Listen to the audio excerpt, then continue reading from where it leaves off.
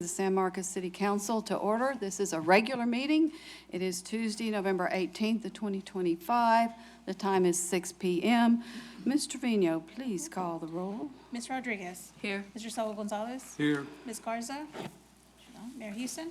Here. Mr. Scott. Here. Mr. Mendoza. Here. Mr. Lorenzo Gonzalez. Here. We have a quorum present. Okay, and I'm looking for our pastor this evening, and I don't believe I see him. Is our pastor here? Okay. In that case, the pastor who's assigned to give our invocation this evening. In that case, we will move on to our pledges of allegiance to the United States of America and Texas. I pledge allegiance to the flag of the United States of America and to the republic for which it stands, one nation, under God, indivisible, with liberty and justice for all. Honor the Texas flag.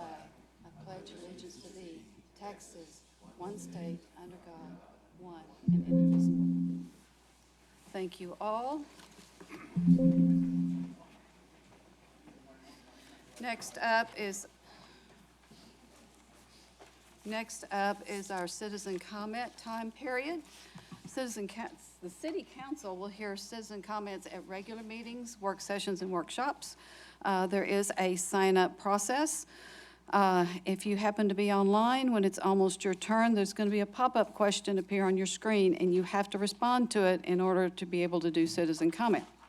You may speak once during citizen comment time period and may not yield time to others. If you speak now about a public hearing topic on tonight's agenda, I ask that you not repeat exactly the same comments again during the public hearing on the same topic. You will have 3 minutes to speak after you state your name, which we need you to do. A timer is displayed on our screen. You'll start in the green bar. When the timer shows only yellow, you'll have less than 20 seconds left, and there'll be a little bing. And when the timer is red, your time to speak is up, and a bell will ring. Wah. If you hear a popping sound, step back a little bit from the microphone. The mayor and council will endeavor to ensure that meetings are conducted in a courteous manner and an atmosphere free of defamation, intimidation, personal insults, profanity, or threats of violence. If you do any of those, you're going to hear the gavel, and I will ask you to leave the council chambers. This is your warning. Tonight, we have several citizen commenters. I'm going to read these in the order in which you will be speaking. It'll first be Sam Young, followed by Diane Breedlove, Amy Camp, Mindy Weber, Todd Salmi, and Jessica Kane. So if you would, be sure you state your name at the beginning of your comments, and that's when your time will start. This is Sam Young. Good evening. I want to speak about the meet and confer issue that came up the last council meeting. I didn't quite understand it, so I had to do a little research to put it in terms I could understand. Basically, the police, it's a union. The city councilmen are board directors if this were a business. The mayor is the CEO, and the city council or the city manager is the appointed designee to do the negotiations. What I heard, basically disturbing, what I heard was, we want to do it like Austin does. I didn't move to Austin, I moved to San Marcos. And when the issue came up of comments before and after the official negotiations, you don't get that in a business. The board directors have no say in what goes on in negotiations. And what was said made it appear that it was going to be to try to push against the police, which is where we don't need to be at this time, because story has it that we've recently lost 3 officers to other cities because they didn't like the politics in the city of San Marcos. And also, the issue of money came up a little bit, that we had to watch the budget, which is true. Again, we don't want to do like Austin is having to do right now. And I'll close, oh yes, and on the comment issue, Councilman Saul Gonzalez said it right. All I know what we're going to hear, and it's a waste of time. And if you give me 2 minutes, I can do the for and against and save that issue. And the last part of this was the neighbors. We're one big city, large city. We're all neighbors. Jesus said to love your neighbors as yourself. And he also said, render unto Caesar. And that wasn't just taxes, that's obey civil law as well. So that is important. Thank you. Our next speaker is Diane Breedlove. I am Diane Breedlove, and tonight I'm representing Schoolfield. I wanted to take a minute to thank City Council for allocating $750,000 to nonprofits that help people who live here in San Marcos. Thank you for that, because all of those agencies that are recommended for funding do good things for the people who live here.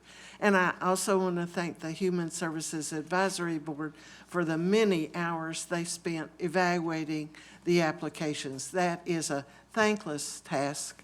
So it's a good time to remember that they devoted a lot of their time to that, and I and Schoolfield appreciate that. Our next speaker is Amy Camp. Is Amy Camp here? Is she online, and is she ready to speak? But it has no name, and I don't know if that is her. Okay, we need someone to put something in the chat or to let us know. In the meantime, while we're resolving that, Mindy Weber is next. Hi, I'm Mindy Weber. Thank you, Mayor Houston. Thank you, City Council people. First of all, I want to start out with where were y'all Saturday? Because those were the best burgers at Southside that you have ever wrapped your lips around. I am ruined for life. So next year when Jessica cooks this up, please come. It was fun, and my people won second and third place. So woohoo! Okay, now I'm going to get serious. I am a strong supporter of Southside Community Center. Southside helps our neighbors in San Marcos, but also serves all of Hays County with daily services like free meals and hygiene kits, emergency weather shelter, and community resources. Today, you have the opportunity to vote on human services funding for 2026. I urge you to support Southside to the greatest extent possible.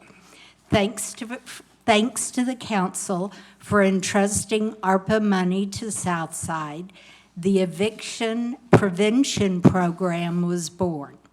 This program helps families who are facing a short-term challenge in paying their bills. Imagine with me the kinds of scenarios that cause families to be at risk for homelessness. A single parent misses a week of work to care for a sick child. Now they have to choose between paying rent or feeding their child. A college student working a steady job misses work due to the death of a family member. Now they are at risk of losing their housing and with it, their ability to stay in school. A hardworking adult loses their job in workforce reduction attempts despite securing a new job within weeks. They have 2 weeks to work before they get a paycheck and no way of paying back rent and late fees before they are evicted. An employed resident has to pay for a hefty car repair, cutting into funds that normally cover rent. Without the car, they lose their job. Without paying rent, they are at risk of losing housing. These are real stories of people in San Marcos who have benefited from the eviction prevention program. And your time is up. But I have so many more wonderful things to say. Y'all, please vote yes, Thank you. please. Our next speaker is Todd Salmi.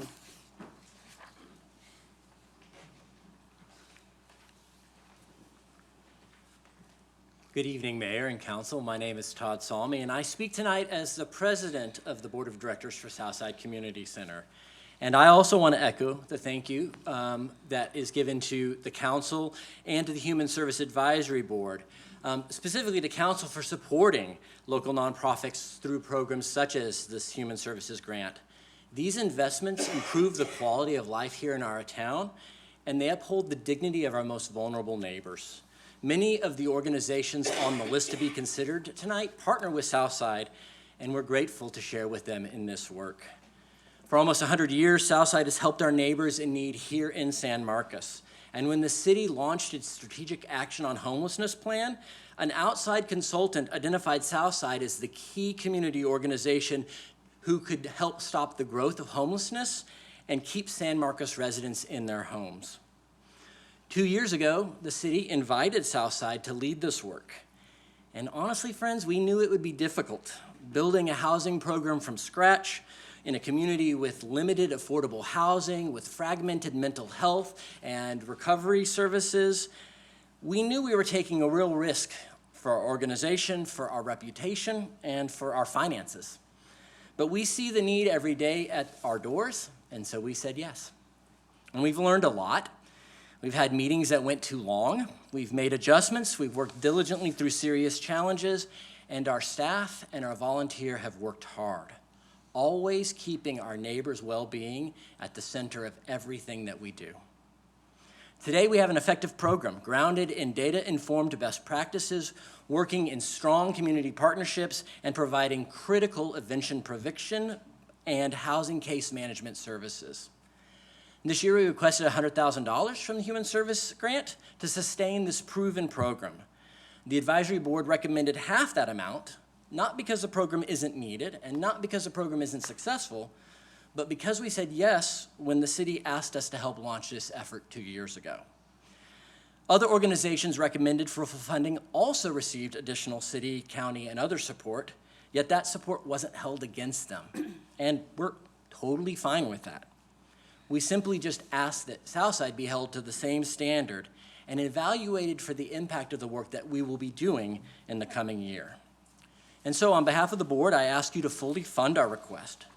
I want to be clear, we're not asking you to reduce awards from any other partners. There's a lot of good work going on tonight, but if there's flexibility in the program or in other city funds, we urge you to continue this investment so that we can keep San Marcos residents housed, that we can prevent evictions, that we can build hope and self-sufficiency, and help our city live more fully into the beloved community we aspire to be. Thank you very much.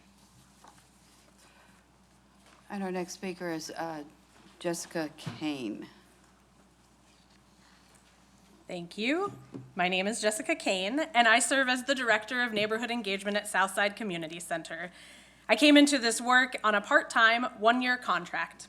But the needs of our neighbors, the strong leadership at Southside, and the work that we accomplished together was compelling enough that I left the congregation I served as pastor to work full-time at Southside.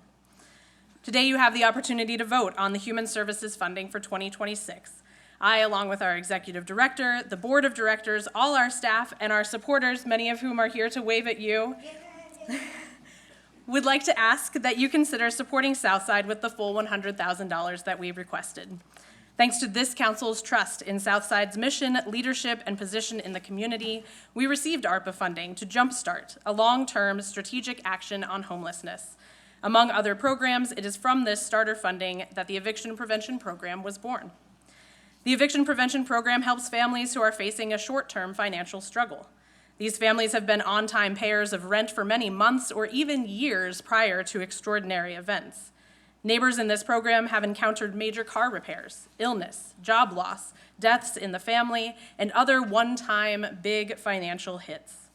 Emergency assistance programs throughout the city simply are not equipped to handle the large bills associated with such situations. With Southside support, however, these neighbors avoid eviction, receive case management, and exit the program with a high probability of remaining stable over the long term. All this for an average cost of $2,000 per family. whereas homelessness costs communities upwards of $15,000 per individual. The return on investment of the eviction prevention program is abundantly clear. We've served 33 families since the program's official launch in July. More than 70 individuals have been impacted. The ripple effects of keeping these neighbors in stable housing are abundant. For the individuals, it means not incurring the high financial, emotional, and social costs of eviction. For landlords, it means receiving all money due and not needing to turn over a unit or go to court or find new tenants.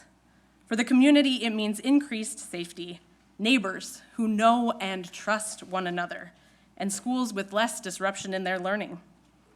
I know you have difficult choices to make with limited funding and the increasing needs in this community, but an investment in Southside is an investment in the entire community's stability. Receiving the full $100,000 would allow us to serve approximately 50 more families in 2026, more than 100 San Marcos neighbors, and continue down the path to stop the growth of homelessness in our city. Thank you. And I've been told that Amy Camp is not going to make it here. So that concludes the citizen comment portion of our program. And so we are to our consent agenda. Items numbered 1 through 12 may be acted upon with one motion. However, should council want to discuss any of them, they can be pulled from the consent agenda. I want to pull item 1. Are there any others to be pulled? Okay, then I will accept a motion for 2 through 12. And motion by Ms. Rodriguez, seconded by Mr. Mendoza. Ms. Trevino? Voice. Yes. Voice call. Yeah. Mr. Saul Gonzalez. Aye. Ms. Garza. Aye. Thank you. Mayor Houston. Aye. Mr. Scott. Aye. Mr. Mendoza. Aye. Mr. Lorenzo Gonzalez. Aye. And Ms. Rodriguez. Motion passes 7-0. Okay, then we are on to our public hearing. Receive a staff presentation, hold a public hearing to receive comments for or against ordinance 2025-48, amending the official zoning map of the city in case number ZZ-25-10 by rezoning approximately 2 acres of land located at 112 Smith Lane from single-family 6 district to neighborhood density 3 district, or subject to consent of the owner, another less intense zoning district classification, including procedural provisions, approving an associated regulating plan for the property and declare an effective date, and consider approval of ordinance 2025-48 on the first of 2 readings. Presentation. Good evening, David Soto, Planning Manager. The applicant is, if we can go to the next slide. The applicant is requesting a rezoning from single-family SF6 to neighborhood density ND3. The property is approximately 2 acres and is located along Smith Lane, pretty close to the intersection of River Road. And this is located within the city of San Marcos. Next slide. The current use is single-family, and the surrounding uses to the north and east is single-family, and then south and west is multifamily. Next slide. This property is located within our Blanco Gardens neighborhood area plan. This was recently adopted by City Council in 2024. Next slide. So when taking a look at our comprehensive plan, the subject property is within the neighborhood low new, and the intent is to guide development of new neighborhoods and promote creative housing types in areas that, in ways that create the character. Next slide.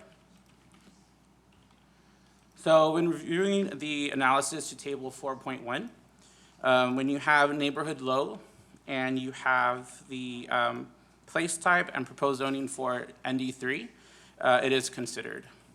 So that was one of the first things we looked at. If you can go to the next slide. The next analysis that we did was when we look at districts and existing zoning translation table from SF6 to neighborhood density 3, it is also considered as well. Next slide. So as previously mentioned, this subject property is located within the Blanco Gardens area plan. This plan is the extension of Vision SMTX comprehensive plan. The plan does discuss 7 topics such as getting around, streetscape, public spaces and amenities, housing, business community, and building form and development. Next slide. So we did look at when this sort of being the first zoning case within this adopted plan, we did spend some time and to look at the consistency, and we did pull out a couple of different recommendations from the plan. And so it is discussed within the plan that smaller affordable homes are desired for infill projects. The proposed zoning change meets recommendations within the plan, such as to remove barriers to building smaller homes, and which is coming from HSG 1.3. And then having a smaller housing type can promote market-based homes and ownership. By utilizing private properties and adding new buildings to vacant spaces within connections of existing utility infrastructure. The zoning change does also meet the recommendations such as consider and support gentle density for new housing on smaller lots with diverse housing types such as attached homes, duplexes, and accessory dwelling units. And this is coming from the Building Form Development 2.1. And the next one is BFD 2.5, which says encourage or require neighborhood-oriented design attributes on new or renovated structures, such as sidewalks, front doors, which face the neighborhood, and other pedestrian design features which fits the neighborhood physical character. And so we also looked at considerations discussed in the regulating plan. We looked at the orientation of the homes on Smith Lane, the consistent density and parking location, and we will look at that at the regulating plan part. Next slide. So let's talk about neighborhood density 3. Neighborhood density 3 is designed to support single-family home ownerships while allowing some affordable housing options. It applies to areas with primarily single or 2-family homes, and building types does include house, zero lot lines, house civics, and accessory dwellings. Next slide. So anytime you do a density district, you are required a regulating plan. And so this regulating plan that's in front of you does include lots, location, density, setbacks, and uses. And again, the intent of a regulating plan is to ensure that the compatibility of the development is with the neighborhood. The next slide. And so this is just a zoomed in version. You can see there is a public street coming off of Smith Lane, and then you do see the proposed buildings, and you can see how there's some green space on the left, but this is a regulating plan that's submitted. Next slide.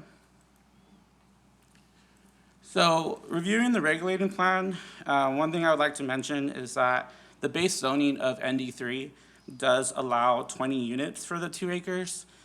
This plan caps the maximum number of units to 13 and constructs single-family homes, which will be zero lot line types. Zero lot line building types does allow 1 house per lot, and the house may be detached or attached to another home on one side. This plan does outline a zero lot line house, and so it is on 1 lot, and it will follow the residential streetscape and street type.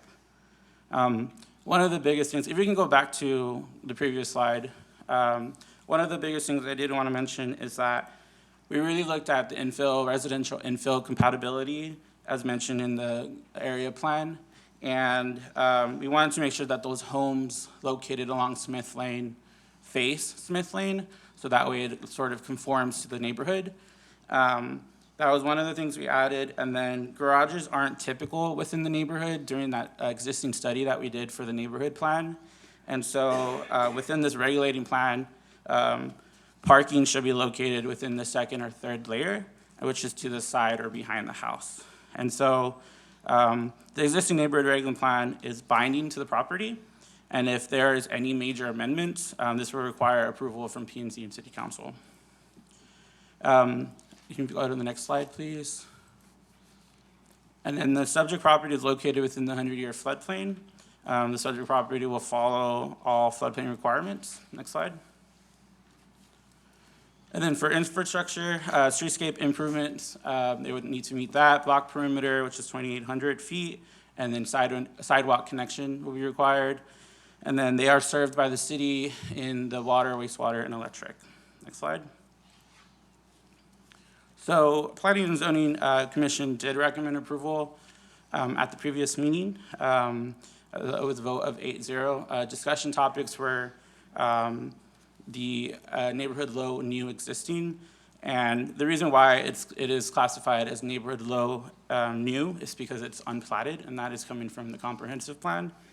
The single-family preservation buffer, there's discussion about that. And really, per table 4.4, this request is considered, and so the single-family preservation buffer is not applicable in this analysis.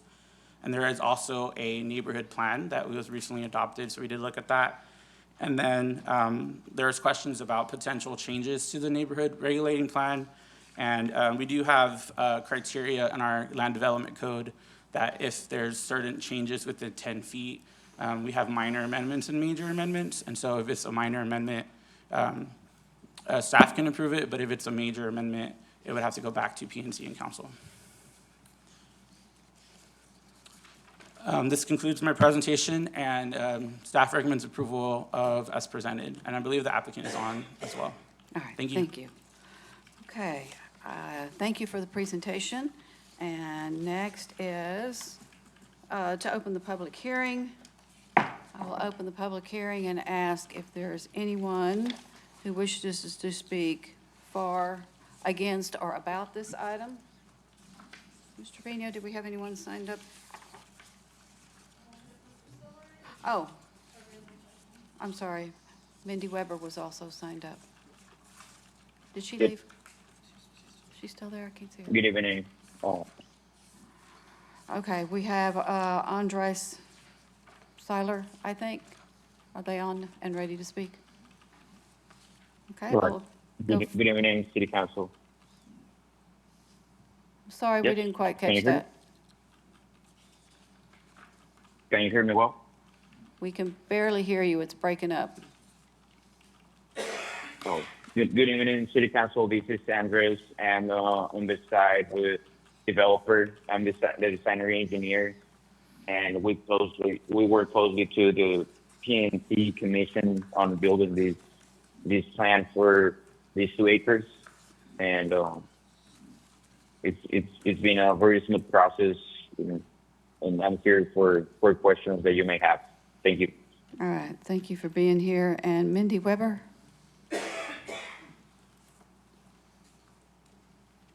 Is Mindy Weber in the building? No, okay. So, is there anyone else here who wishes to speak for, against, or about this item? If not, I will close the public hearing, and I will await a motion from council. To approve. Second. Was that you, Mr. Scott? It was. Okay. I have a motion from Mr. Scott, seconded by Mr. Mendoza. And I have a couple of questions, and that is on the layout. So the gray part that's noted as right-of-way, that's going to be a street, correct? That's correct. Okay. And each of these is a zero lot line home, so they're going to be up against each other. So it's going to look like duplexes, but allow for home ownership of each side. That's correct. Okay, but still, someone could buy both sides and rent it, or buy one, or, and that's private business, and we don't regulate that. Okay, thank you. And you said something about the garage. These are not going to have garages, is that correct? That's correct. Okay, and that fits in with the neighborhood. I picked Yes. that up. But where will their driveway be? You said something about layer 2 or 3, which is side or back. Where would those be? And I'm looking at slide 12 of the presentation. Yeah, we can go to slide 12, but yeah, so parking shall be located in the second or third layer, which is the side or the behind the house, not in there- front of the house. Right, but is there room behind? And there's not going to be an alley, correct? There's not gonna be an alley, that's Okay. correct. I'm just yeah, that's 20H, page 12, slide 12 would be better. You can go to the next slide. It's a little Does bit the more next one help? closer, zoomed in a little bit. Next slide.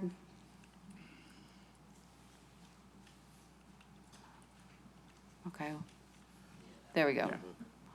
We just did it when we looked at the Blanco Garden area plan. We have the existing study surveyed of Yeah. all the parking, and we wanted to make sure that parking was not up in the front. Okay, And so we did put it on the side, and the applicant was fine with that. okay, but my question is there room, or is that going to be in part of the gray footprint? That would probably be part of the gray footprint, Okay, yes. So there should be room. okay.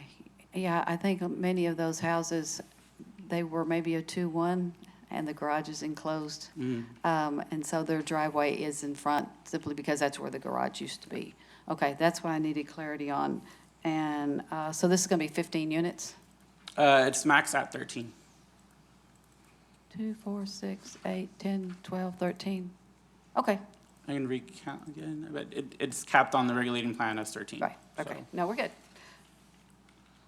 I was like, we can triple check. 12, okay. I think I was counting the Smith Lane ones twice. Okay, all right, thank you. Yeah. That's all of my questions. Questions, from anybody else? I got a couple. You and then Ms. Rodriguez. Thank you. Back in the, you said there's not gonna be an alley, but there's an alley now, or is it a drainage now? In back of Barber Drive and the proposed, project you're talking about. Is that alley gonna remain, or is it gonna be moved, or? Yeah, so they're not proposing any alley with this development. If they were to do lots greater than 40 feet, they would then need an alley. But there's no alley. If there's an existing alley there, it's not going to be there. And this is perpendicular to Barber Drive, correct? Yes. Right, right. And you also mentioned that cars will be parking on the side. How many vehicles can you park on the side of their homes? I don't know the answer to that. I think they'll probably be able to get maybe 1 or 2 parking spaces there, just to have enough depth for that. But I can refer to the applicant for that, just to give you more information. Yeah, the reason I'm asking is that neighborhood currently now has about 3 vehicles per homes. I just wondered how you came up with that number, just 1 or 2 spots for parking on the side. Any complaints about there's a lift station maybe 200 feet from that site of that smell that you get? Is something going to be done about that, or the smells? I mean, we did get a couple of phone calls, but nothing regarding any negative per this development. It was just questions about what's going on there. Right? There shouldn't be any smell coming from a lift It's there station. by the Cuevas Produce in Linda Lane and Riverside. I think it's, Perhaps maybe it's someone- not a lift station, but it sure looks like one to me. Perhaps someone over utilities will take note of that. Yeah. Yeah, and I'm more than happy to pass that on to them. And there's a well on that property as well. Isn't there maybe 8 feet diameter and 20, 30 feet deep? Yeah, if there is a well, then yes, they would need to just make sure that it's, they're following all regulations if they're planning to remove that. Okay, yeah. And for fire purposes, one street's gonna be enough to get a fire truck through there all the way to the back? Yes, we did discuss this with fire department especially, and they were fine with what was presented to them. Okay, yeah. Well, I think that lot's been vacant for many years, since the 70s, maybe the 60s. The Mendes used to own that house in the corner. But I'm glad something finally is gonna get built there, and I'm willing to vote for this, Mayor. Make a few more houses for the neighborhood. That's right. Ms. Thank- Rodriguez?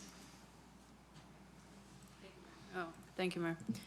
Thank you, Mr. Soto.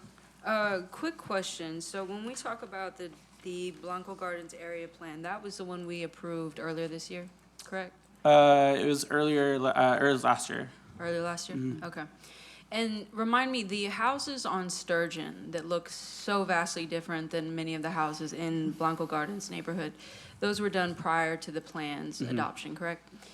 I was trying to pull up the reason I ask is because I was trying to pull up the plan, but my iPad is just slow right now. But when we talk about building form and development, I know two of the things that were mentioned around aesthetics sort of talked about pedestrian area, front doors, and those things, but all with the general goal of preserving the neighborhood's character, I think was the language used.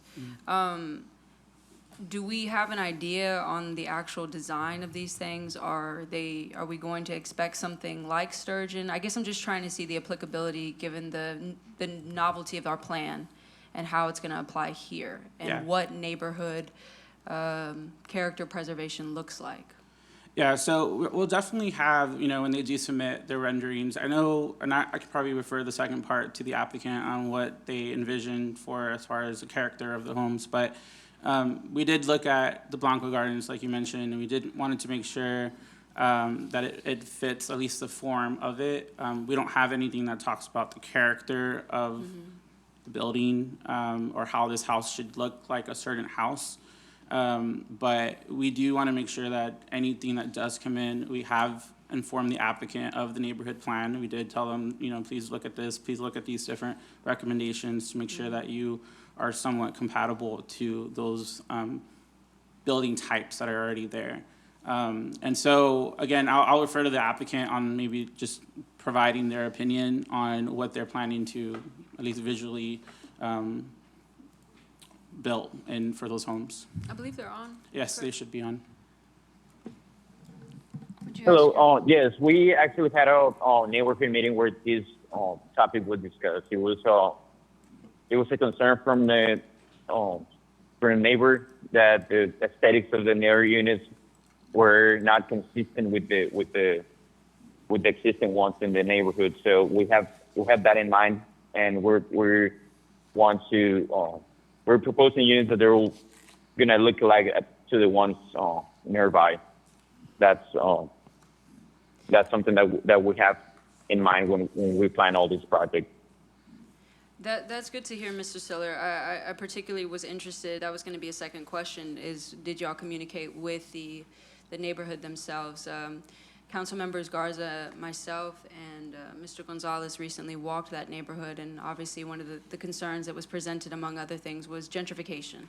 And I know that's a word that typically people get scared of when you use, but when I talk about aesthetic, I know that one of the things mentioned was affordability, and I'm glad to know that's on front of mind, because home ownership is important. But yeah, I would definitely love to see any sort of renderings that y'all may have on what's in mind and how the neighborhood comments were applied in those renderings. We don't have any renders to show the final design, but if you look into the footprint that we have for the proposed unit, they're gonna match basically to the zero lot lines homes within the neighborhood where they have a driveway in common right in the middle, and the parking space in that area in between the two lots. And to be honest, that footprint will just be big enough to propose very similar homes to what they are already there. The type of units that the neighborhood was complaining about, or they were concerned, they were more narrow and taller, and we won't be able to do that kind of units in our paths in our proposed site. That's one thing, and the second one, it's mostly technical. We will need to the only I want to say the only difference, or the only specifics we have for the proposed units is that they will have to be flood-proof in their materials. I don't know if that will help somehow in answering the question. Okay. Which, Mr. Soto, as far as the houses being raised or whatever type of flood prevention, That's under that plan, though, correct? If I believe remember there's some correctly. comments or concerns that are addressed in there. Okay, That's correct. requiring certain, Like either requiring flood mitigation or some sort of prevention, and just be aware that it floods in the area and things should be applicable to the standards that we have today, or, it Okay. provides some recommendations in there. okay. Yeah, it sounds like the neighbors were probably talking about the homes off of Sturgeon Street, where the eyesore. Yes. Yeah, that was sort of the concerns I was getting at, so it's good to hear that that's already being discussed. And these homes are available for ownership, not just lease or rent or whatever the case may be. So Or is it that- is single-family homes. I guess if they decide to rent them, they technically could. It's a single-family home on one lot. And so I'll refer to the applicant on what their plan is, Yeah, but do we have an idea with the applicant? Yes, yeah, developer intention is to sell them. Okay. All right. That's the intention. Questions, comments, concerns on this side? The question everybody wants to hear, what do you think your prices are gonna be for those And homes? that's not, Part of the. this is a zoning case. Yeah, yeah, all right, thank you. Okay. There being no, hold on. And I was checking to see if Ms. Garza had her hand up, and she did not. Okay, so I think, Ms. Trevino, we're ready to vote. Ms. Garza. Okay, Aye. thank you. Mayor Houston. Aye. Mr. Scott. Aye. Aye, thank you. Mr. Mendoza. Aye. Mr. Lorenzo Gonzalez. Aye. Ms. Rodriguez. Aye. Mr. Saul Gonzalez. The motion passes 7-0. Okay, we'll go back to item 1 that was pulled from consent. Consider approval of Resolution 2025-213R, adopting and supporting the Hayes County Safety Action Plan, authorizing city manager or designee to execute the appropriate documents to adopt and support the plan on behalf of the city and declare an effective date. Council, I'm going to make a motion to postpone this because it was not in our packet over the weekend, and I think we need to review this. So for it to come back on our next agenda. Is there, thank you, Ms. Rodriguez. Any questions? All right. Mayor Houston. Aye. Mr. Scott. Aye. Mr. Mendoza. Aye. Mr. Lorenzo Gonzalez. Aye. Ms. Rodriguez. Aye. Mr. Saul Gonzalez. Ms. Garza. Aye. Motion passes 7-0. Okay, we will go on to And Mayor, item 14, but is there a request to do something different after 14? Yes, ma'am. It's just customary. We have people here waiting for item, I believe it's 19, which is the Dunbar rename. We're just making it his full name. We're not getting rid of the name. But if we could have that moved up as soon as possible, just to, I think there's a lot of people here for Yeah. HSAB. oh, But for sure. Council, But are y'all after good 14. with moving 19 up after the next item? Mhm. Okay, we will do that, and I've written it Thank you. down, so I'll remember this time, I hope. Thank you. Okay, Mr. Trevino, item 14. Receive a staff presentation, consider approval of Resolution 2025-225R, allocating to nonprofit agencies human services grant funding of $750,000 from the city's general fund and additional funding from the American Rescue Plan Act, authorizes the city manager or designee to act as the official representative of the city in matters related to said grant funds, including authorization to execute funding contracts with selected agencies on behalf of the city and declare an effective date. We have a motion to approve from Ms. Rodriguez. Is there a second? Seconded by Mr. Scott. Time for conversation, and to make sure that I don't forget this at the end, thank you and presentation. But I want to thank you, Ms. Griffith, and your team and the HSAB board, because I know this gets very intense for meeting almost weekly for a brief period of time. So I wanted to say a big thank you to y'all for that. Okay, ready. Okay, I'm Carol Griffith. I'm the Housing and Community Development Manager for the city. And this evening, I'll do a brief presentation on the applications, the board evaluations and recommendations, and then we are asking council to make a decision on the allocation of $750,000 in Human Services grant funding. The Human Services Advisory Board has evaluated all the applications and has made the recommendations that will be presented. Next slide. Let's see if we, next slide. Oh, there it is, okay. The Human Services Advisory Board is appointed by the City Council to make a recommendation on funding allocations for the annual Human Services grant application process. Each board member reviews every application for funding in detail and scores it according to the criteria published as part of the application. The board meets weekly from late August to late October and reviews 5 or 6 applications every week. Each week, 5 or 6 of the applicant agencies provide a presentation on the programs for which they are requesting funding, followed by a question and answer period with the board. This year, board chair is Lucy Johnson, vice chair is Sharif Gassis. Board members are Yancy Arevalo, Elias Martinez, Linda Harper Williams, Ethan Gravis, Elisa Ramirez, and non-voting social work member Lucy Gonzalez. Staff would like to thank these board members for their dedication to the process. This board does a lot of work. Next slide. Applicants must meet the definition of human services agency that is in the board's rules and regulations document. This year, 32 applications were received from 25 agencies. Next slide. All information provided to the board is uploaded to the HSAB webpage. This slide shows just a screenshot of part of the webpage. Agendas and meeting recordings are also provided on the city's Agenda Center page. Next slide. At the board's orientation in August, and again before the discussion meetings in October, staff reviewed with the board some key principles of funding based on the City Council guidance and other feedback received in the past. These include: the goal is to select the programs that will have the most impact on the highest priority needs of this community. The application does not specify any preference for uses of funding. For example, there's no preference for paying for direct services versus paying for operational cost.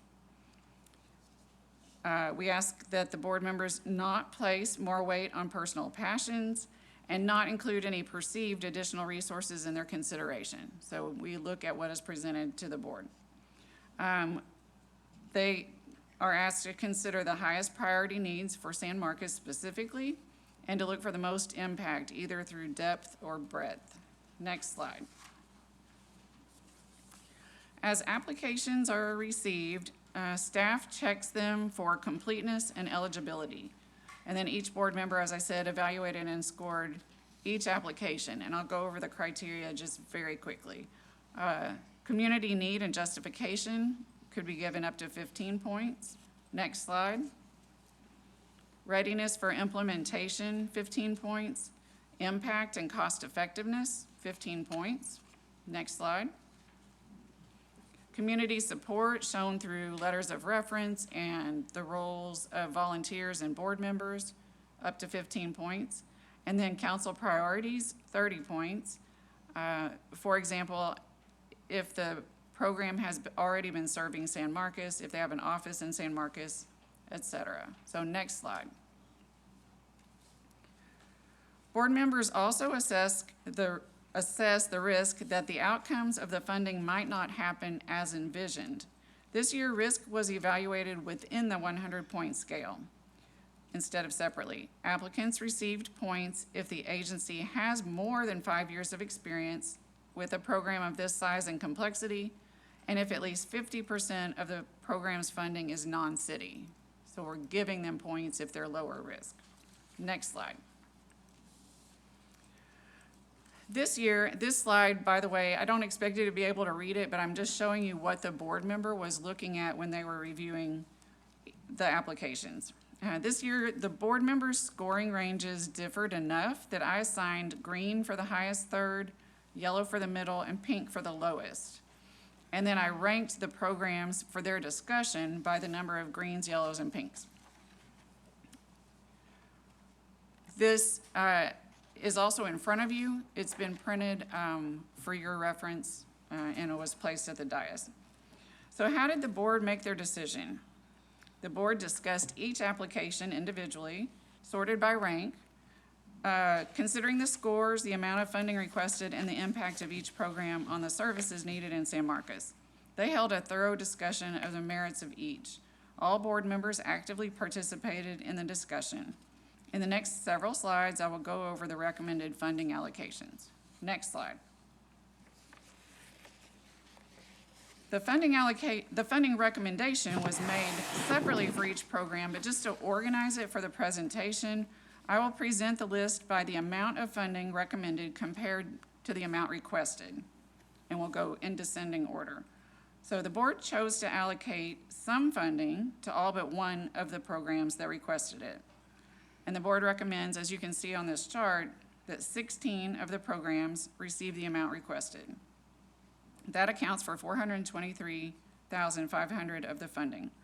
The next 5 are recommended to receive most of the funding requested, 5 after that, about 2/3, and then the following 3 are all recommended to get half their request. Finally, there's 2 organizations that are recommended to receive about 1/3 of their request, and then 1 not recommended to receive funding. So that's the order in which I'm going to go through this presentation. Next slide. The first 3 slides show the 16 recommended for 100% of their requested funding. And these are in sort of rank order by scoring. Services for domestic abuse survivors and the direct provision of food had the highest combined scores. And you can see that reflected in the funding. Next slide. So continuing those fully funded, this slide shows the emphasis on domestic abuse survivors, as well as 3 programs that were seen by the board as providing a big impact compared to the amount requested. So that's Centro Esperanza, the Housing Authority's Resident Services Coordination, and a new rental assistance program being set up by Community Action of Central Texas. Next slide. The whole requested amount is also recommended for the programs shown here. These programs were seen as providing a strong impact for the amount requested, and it was also noted that the last 5 programs on this slide are unique. Next slide. Now, the 5 shown here are recommended to receive most of the funding requested. The board noted in their discussion that the need for mental health services is particularly high at this time, and some of these provide for that. Next slide. Then these 5 programs are recommended to receive about 2/3 of the funding requested. These continue the themes of providing support for mental health programs, domestic abuse, and then also rental assistance. Next slide. 3 programs are recommended to receive half the funding they requested. I'll talk a little bit about each one of these. The board discussed the fact that Southside Community Center had already received $800,000 in American Rescue Plan Act funding through the city to establish the homelessness prevention program. So that factored into their decision to fund half. They also felt that Nosotros La Gente's presentation about their emergency assistance program showed less impact than their Shoes and Coats program, and noted that it appears this organization has mostly relied on city funding in the past few years without showing some action on other fundraising. In addition, the board noted that while the San Marcos Youth Services Bureau provides a good service, it does not serve as many people as other personal support programs and is not as technical as the mental health programs run by other organizations. Next slide. So on this slide, it shows that the board desired to fund 2 programs at some level, but not close to the amount requested. Angels for Our Elders received praise for being a grassroots organization that supports culturally appropriate programs and interaction for seniors, especially those alone in their homes. The board supports this organization's desire to expand their services. However, it was stated that their board should have additional members who are local, and that the risk of contracting with this organization is higher because it is not established as an agency or a 501c3. In addition, the application from Hill Country MHMR for the Youth Crisis Respite Center program generated a lot of discussion. The board acknowledges that the need for mental health support for teens is at a critical level right now, and that this program is known to be excellent. However, it was discussed that $180,000 was a very large request for a first-time application, and that the agency did not make clear why this amount was needed at this time. Finally, Texas Rio Grande Legal Aid proposed providing a new legal services program for San Marcos for civil cases in the areas of public benefits, housing, family violence, and mental health for low-income residents. They requested $200,000 for an estimated 140 cases, which would be about 120 people, or a minimum of $100,000 for approximately 70 cases. The board felt that $200,000 for 140 cases was not a big bang for the buck, and that a lesser amount, like a $25,000 grant, for example, would not enable TRLA to start the program. The board believed that San Marcos residents would receive more impact for less money by funding other organizations and other needs. Next slide. So here's in summary.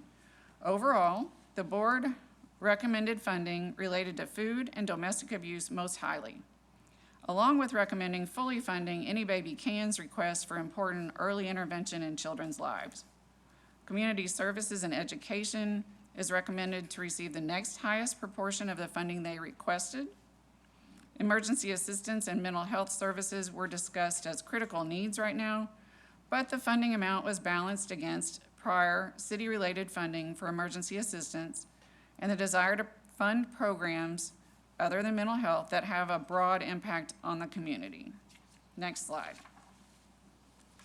The Human Services Advisory Board requests City Council approval of a resolution allocating human services grant funding as presented. And this concludes my presentation.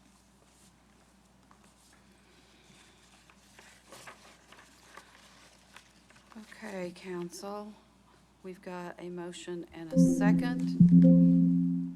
I don't know whose computer that is. I've got mine on mute. So now's the time for conversation questions. Mr. Mendoza. This is usually my least favorite part of being on council, of having to make these tough decisions. So thank you to the board for everything you've done. I'm going to make a couple of requests here, see if my colleagues would be okay with making some of these changes.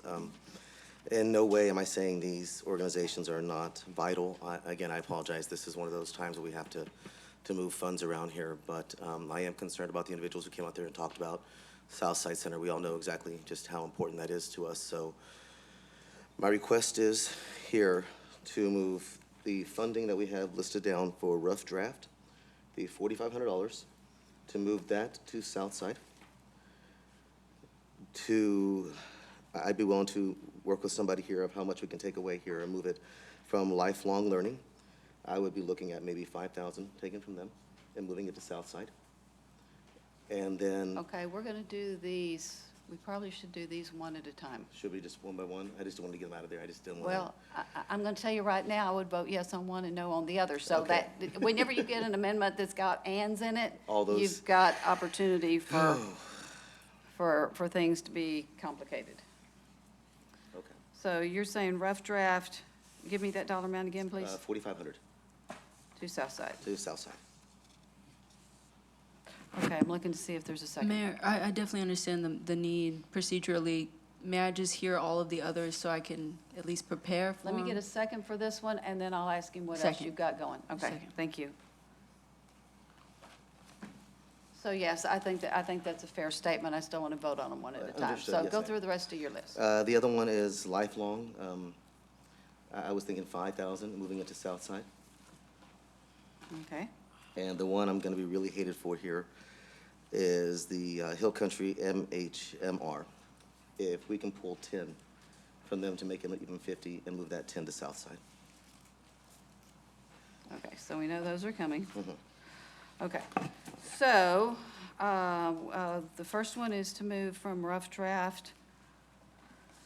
These are all going to Southside Community Center, 4,500. That is their total recommended funding, correct? Okay. Council comments, thoughts? Give me a sec. Give me a sec. Okay. Yeah, Ms. Rodriguez seconded it, but thanks for making sure. Yes.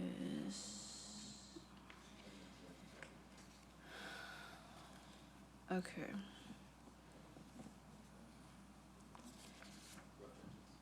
I'm trying to think of a cumulative total for, you said lifelong, you said rough draft, you said, It's 45, 5, and MHMR. 10, so it's almost 20 grand.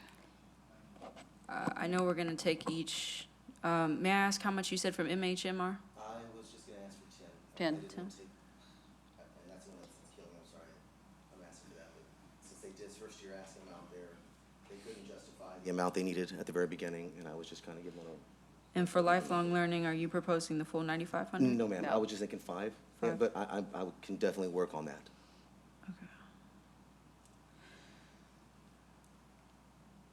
Okay.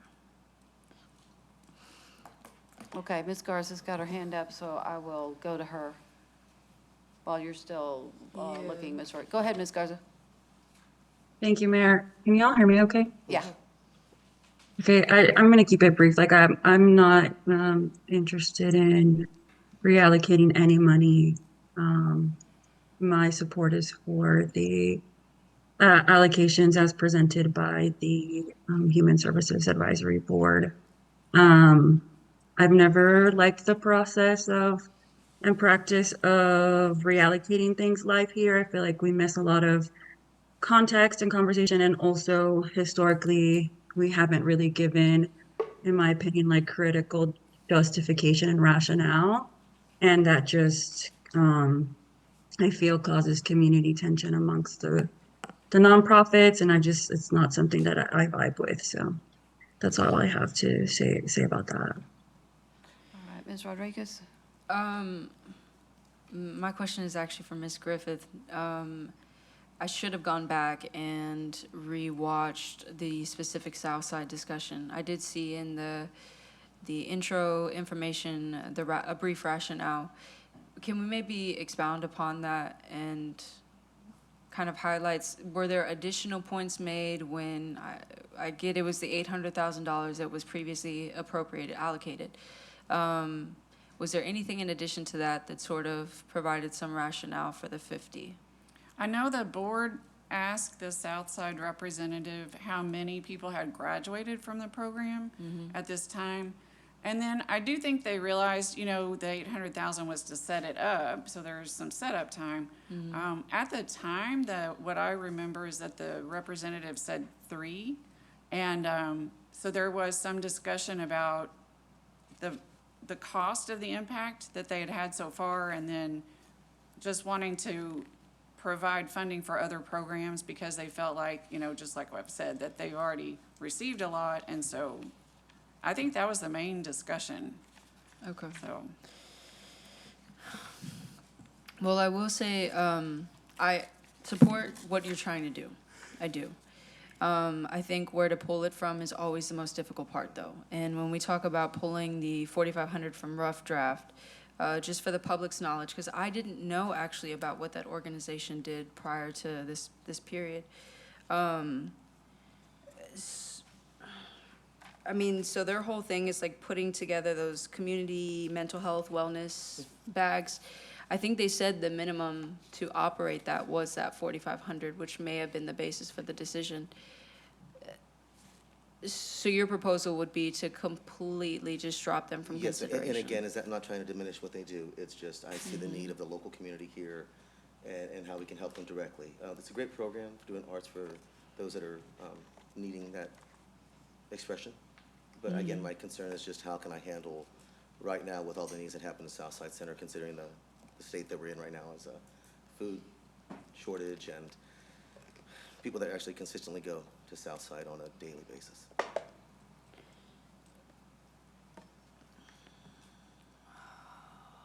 Sucks. At some point, I'm gonna have to call for a vote. Yes, Mayor. Yes, ma'am. Mayor, I see Ms. Kane here, but do we have a representative from Southside? I'm not sure if it would be you or I had a. We We have multiple. So my question is, so I know in the application it says, if you cannot receive the full requested amount of 100,000, you'd be able to run the program with the 50,000, but it would require y'all to seek other grant sources. Other than federal grants, which I think we'd all agree are probably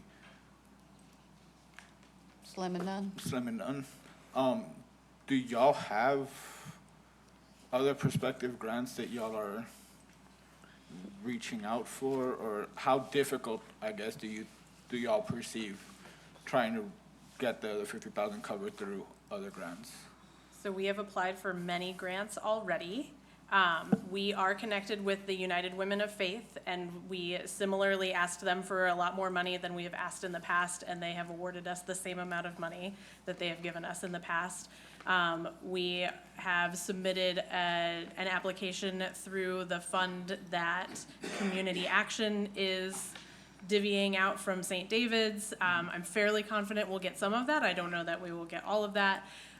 We have also, I'm working on an LOI with the Christus. They have a fund that maybe supports housing things. So we are doing everything in our power to get funding.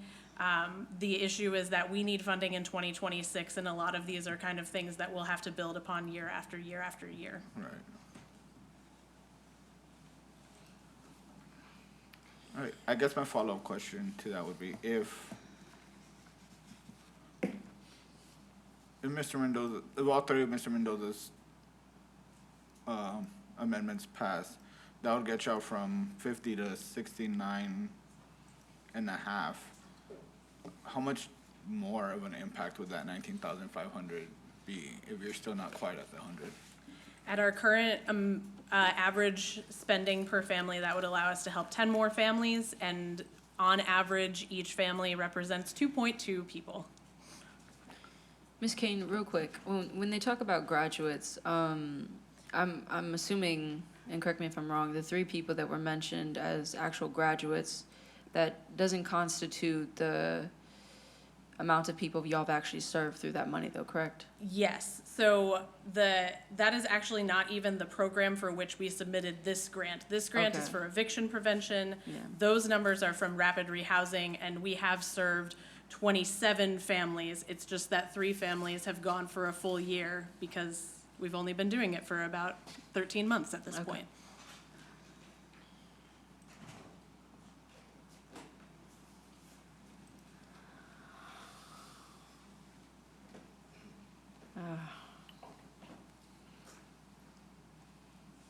Are we ready to vote? Sure. Mr. Trevino? And this is for the rough draft, Mayor? Yes, this is for Amendment 1. Okay. Mayor Houston? For the amendment, yes. Thank you. I have Mr. Scott? I'm sorry? No? Okay, thank you. Mr. Mendoza? Yes. Mr. Lorenzo Gonzalez? Yes. Mr. Rodriguez? I hate this gig. One of the toughest things we do. That and setting the tax rate. Yeah, because it's the same question, and granted, this is the second time going through it, but it's the same thing every year of needing more money. Sure. Thank you. Mr. Saul Gonzalez? Yes. Thank you. And Ms. Garza? No. Hold on. This is moving from rough draft to south side, correct? Correct. No, I'm a yes, that's good. And what was Ms. Garza's vote? It was. For all of them, or we're gonna do it? No, there's just by the one. Okay, the motion passes 5-2. No. For the first one. Okay, and you had the next one. All right, Mr. Scott? No, Oh, sorry. he hasn't made that a motion yet. Oh, okay. I'm waiting for your next motion. Okay. Amendment 2. My amendment is here. Second one is to move $5,000 from lifelong learning, and that'll make it 4,500. I'm sorry, that'll make it 5,000, 55. I can't even read. $4,500, and move the $5,000 to Southside. Let's see if you get a second.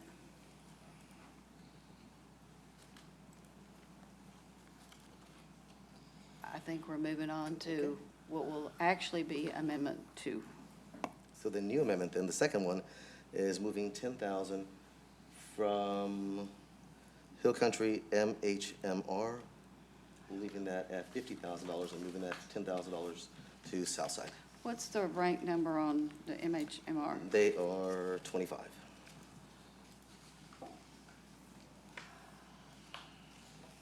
So this That was was the the big one. 60,000, that was the initial 180,000? Yes, ma'am. That garnered the, And you want to move 10 to Southside? Yes, ma'am. Looking for, see if there is a second? I'll second it for discussion. Okay. Second by Mr. Lorenzo Gonzalez for discussion.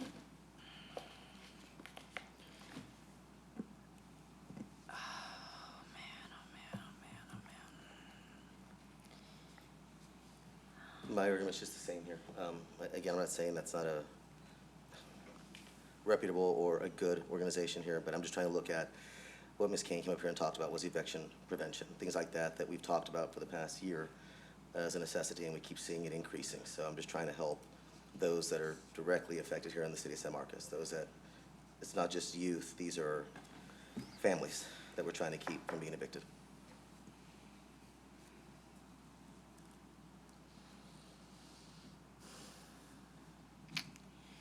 this one's gonna be hard for me. Again, I just want to be so clear to Southside. Like, this is not anything to do, like, if we had all the money in the world, a magic wand, you know, y'all would have what you needed.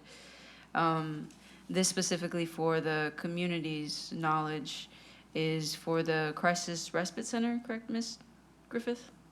The Youth Crisis Mhm. Respite Center, yes. And did I read in this application, I'm sorry, my papers got all, this is why I don't do papers. They got all messed up. That they also provide care for potentially children who do not have insurance. Is that one of the services that was provided when it comes to this? Honestly, I don't know. I couldn't remember if it was Shibe or this one that did that. Oh, so it would be this one, because Shibe provides the facility and this provides the programming. Yeah. I think that's what's gonna, Mr. Mendoza, again, support what you're trying to do. I think that's what's gonna make this one difficult for me is, I know the ask that was agreed, or the funding that was agreed by the committee itself was well under the amount that was requested in this case. I just think given the absolute lack of care, mental health care that's available for people, especially who do not have insurance, that's on top of everything else. Yeah, this one's gonna be tough for me to support. Out of all of the organizations, which I know is not the topic of the organization that you're talking about now, when I went through every single agency's application, there was only one that expressed that they could operate at a lower amount and were fine with it. And I hate to even mess with it, but that was the SMCISD SAP program, the one who works. So I believe they were granted 75, or no, they were granted 15. In their application, it did say that they could sustain operations at 7,500. They do phenomenal work. I don't know if perhaps if you're looking for an organization to pull funds from that initially expressed some flexibility, that was one in their application that did. Granted, you're not working with the same amount of money, obviously. I guess we're looking at that feeds also. And again, I'm not, again, mental health it's huge, but I'm looking at immediate assistance to help with mental illness with somebody who's getting kicked out, their family, their mom, their dad.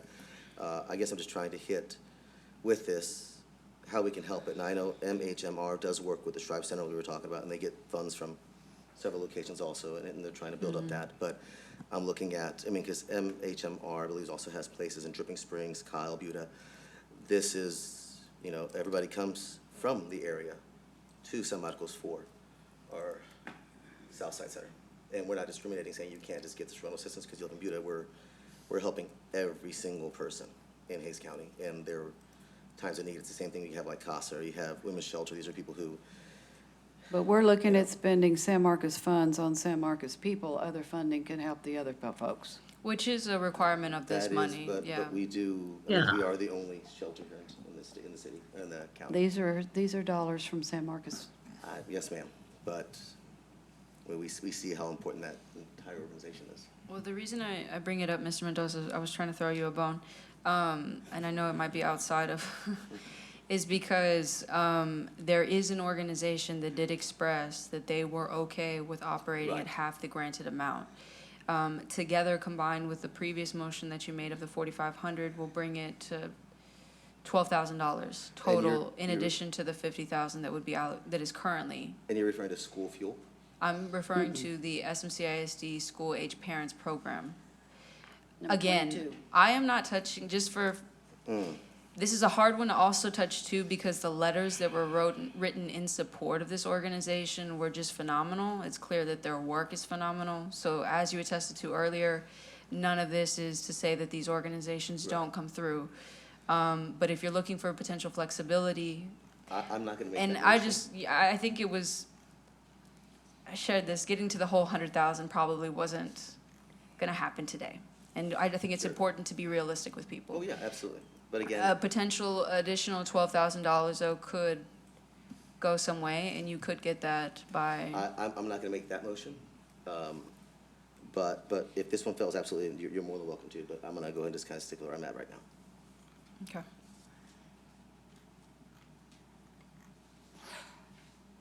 Okay, it's time to vote. Oh, my hand was raised, ma'am. I'm sorry. You You're go right okay. ahead.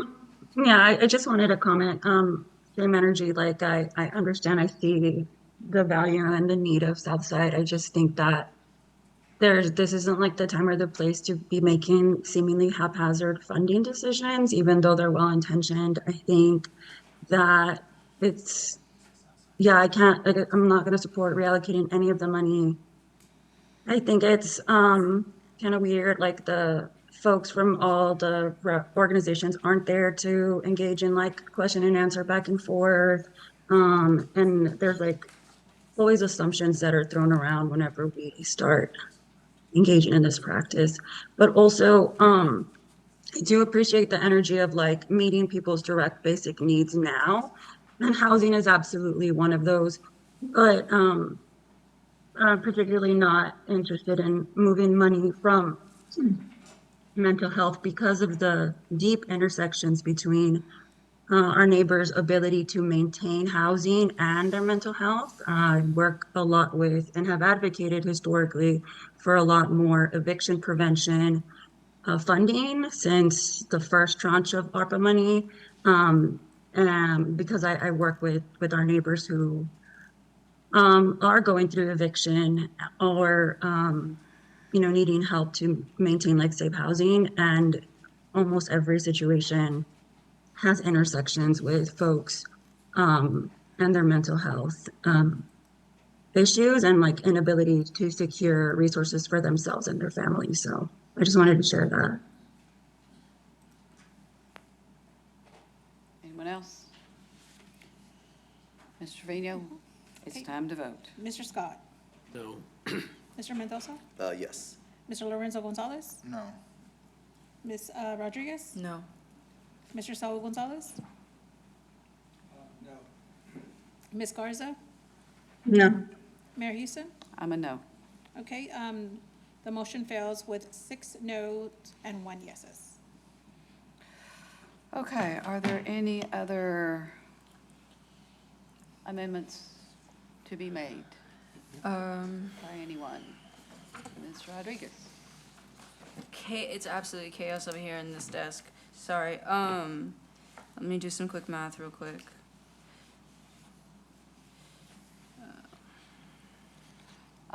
While you do that, I'm going to fill some time and say I do appreciate how much Southside Community Center has done, and I'm taking into account how much funding, like the explanation had, is how much funding has already been provided. If y'all hadn't been provided other funding, I might be looking at these differently, but that's where I am. Did you find it yet? Speak out with your heart. I'll go ahead and make a motion to And I do hear Ms. Garza. I think I share the same sentiment, just given everything that's happened previously. It is not a practice that I do so gleefully to not concur with what committees have taken the time to decide. And so I'll make a motion to reduce, let's see, what is the name? The SMCISD, the San Marcos Consolidated ISD School Age Parents Program, to an amount of 10,000 rather than 15.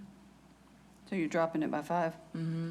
Okay. And move that 5,000 be appropriated to Southside.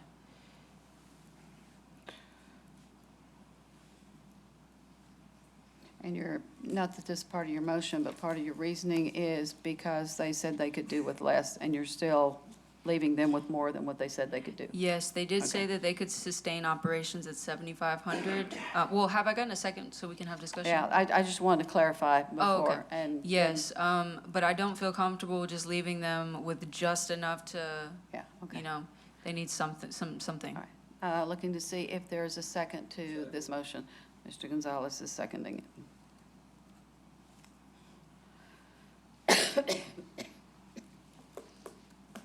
And that would Is there a bring, representative of the organization there?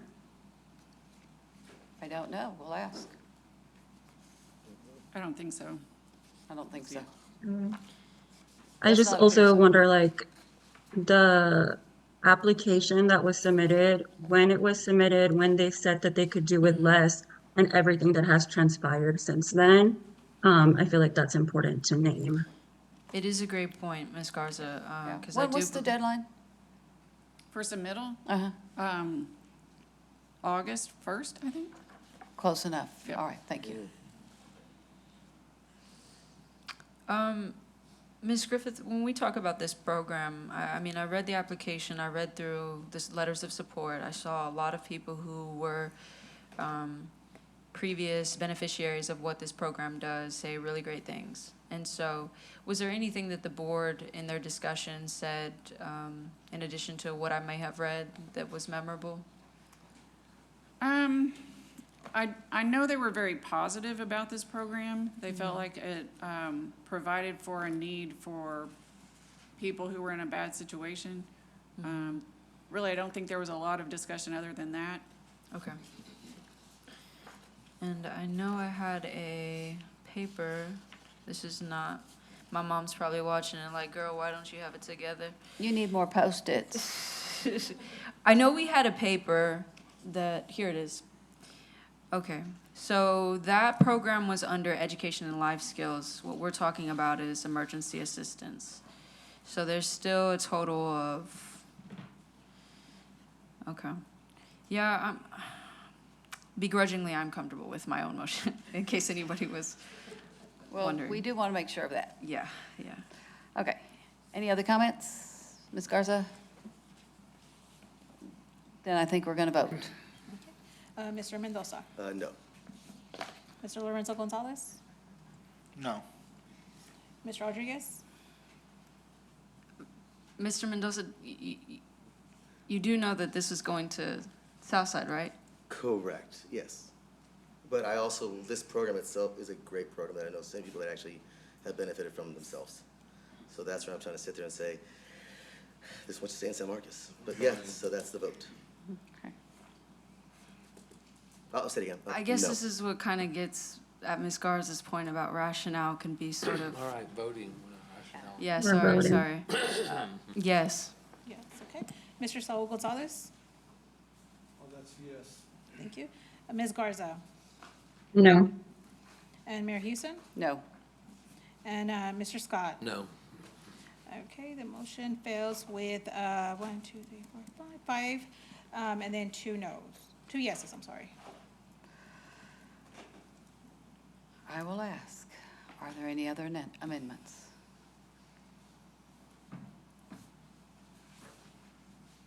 It appears we're ready to vote on the main motion as amended. As amended. Mr. Lorenzo Gonzalez, Aye. thank you. Ms. Rodriguez, Aye. Mr. Saul Gonzalez? Ms. Garza? Aye. Mayor Houston? Aye. Mr. Scott? Aye. Mr. Mendoza? Aye. Okay, motion passes 7-0. All righty, so that concludes item 14, and we're almost at our 90 minutes, but let's do item 19 next, and then we will take our break. Hold a discussion to amend the name of the Dunbar Recreation Center to Paul Lawrence Dunbar Recreation Center, honoring by full name one of the first influential Black poets. I believe this was put on by Ms. Rodriguez and Ms. Garza. And it's a discussion, so there's not going to be a motion, so I will leave it up to either of you to address this item, because there wasn't anything else in the packet. Yes, ma'am. Thank you for the opportunity. I definitely don't take this as just an idea that, Ms. Garza and I concocted, but I do thank Ms. Garza for the support on it. After speaking with some people in the Dunbar neighborhood, including Ms. Mitty Miller, I was informed about something that I wasn't aware, and that was that the Dunbar Recreation Center was not actually named after the full name of Paul Lawrence Dunbar. We can give other examples where we have the Pauline Espinosa Center and, the full name is used. And so I know in previous discussions, Mayor, we as a council have talked about when we discuss history, it's important to use the full name of the contributions in case somebody wants to look up and understand the history as to why this building is named after someone. So I think it's just it's doing something that should have been done a long time ago, and I appreciate the item being brought to my attention and a simple change. Do we need to, don't want to have a discussion, but there may be others that are named after just the last name, so. It could be, and if this is a way for us to, address those, I'm 100% interested in supporting future initiatives. Okay. Any other comments? Ms. Garza, anything to add? No? Ms. Trevino, then we will vote on this one. Let me get my vote. Ms. Rodriguez? Aye. Okay. Mr. Saul Gonzalez? Ms. Garza? Yes, it's what the people want. Mayor Houston? Aye. Mr. Scott? Aye. Mr. Mendoza? Aye. Mr. Lorenzo Gonzalez? Aye. Motion passes 7-0. All right, and it is 7:27. We will take a break until 7:37. I'm giving you 10 minutes, so be back on time.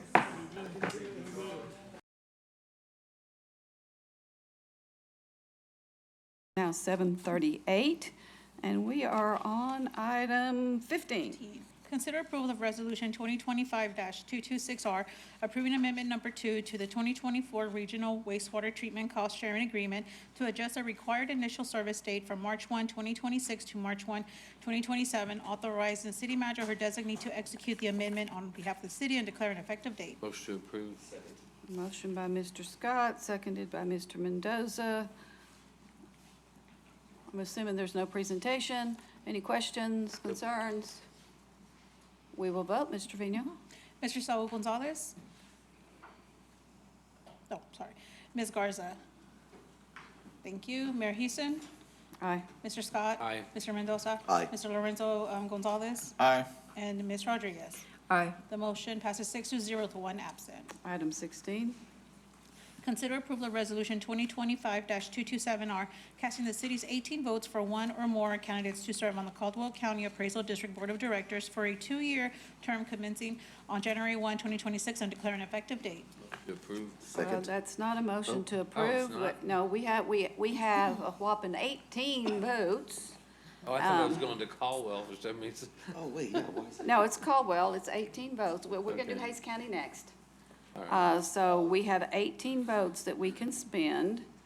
And I will, do y'all have, do they have the names in front of them? Ms. Trevino? Let's see. It's in the packet, right?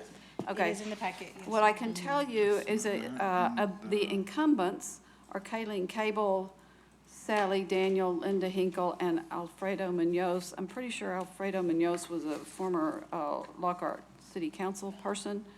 And so we can spend these, remind me how many we can spend them on? How many positions there are? I think there's 3 or 4. I'm sorry, there is 6. For So- Caldwell County, there's 6. So there's 6 slots open? Correct. Yes, Okay. 6 or 5? I see 6. Okay. I asked because the resolution has the 1 through 5, so I didn't know. For one of, Okay. we are, I might be, I thought I had all my notes together, but call, I'm let me missing make sure I'm one. on the right one, Liz, sorry. We're just missing the numerical, sorry, number 6. Okay. 6, okay. It doesn't say. I'm looking at the nominee form from Caldwell County. Yeah, that'll be helpful. Yeah, Oh, the I see. resolution 1, 2, says 1, 2, 3, 4, 5, but how many slots are there? Let me see where I am reading this. Well, this line on page 3 on the attachment I have. Okay, hold on there.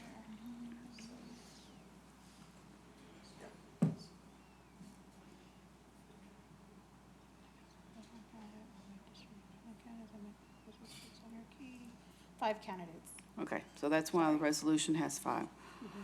Okay, and we have 18 votes, so we can't even divide them up equally, so.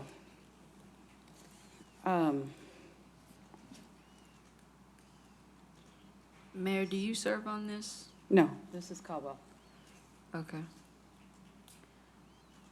This process just, I read through this whole thing. I still maybe am struggling to understand how it works. I know for the next one, I can help on the next Okay, one. It's okay. just, I don't know these. We don't have to cast any votes. Because I was At wondering, all. in terms of like speaking to character or performance or knowledge. I do not know. Okay. Because it feels like at this point, for me to vote, I'm just throwing a vote out just to vote, and that doesn't feel comfortable. We can pass. I Or- personally am comfortable with passing. Or, I think we may need Mr. Gary to help us with this. Can we give these votes to another entity to cast who knows more about them? For example, years ago, when Hays County had more votes than what they needed, they used to, I think, divvy them up to the cities or school districts. Can we assign these votes? My answer to that is I'd have to look at the statute. Okay, Because I have not Okay. contemplated that scenario. yeah, probably never been asked that. We can pass if we want, because, yeah, I don't. Other than Mr. Munoz, who's former council, I think he's former Mayor Pro Tem, I do not know these other folks. Okay. Mayor, rather than passing, could I make a motion to table it until Mr. Aguirre? We don't. Good, sir. It's due before our next meeting, I think. Mr. Vino, Yes, ma'am. Sorry, I'm looking at the let's look and other see. side, yeah. I'm pretty sure it's Because due if- before. I can't see. If we could give our votes to another entity, I would prefer to do that than to just not vote, but. Yes, Mayor, it's due December 15th is the deadline.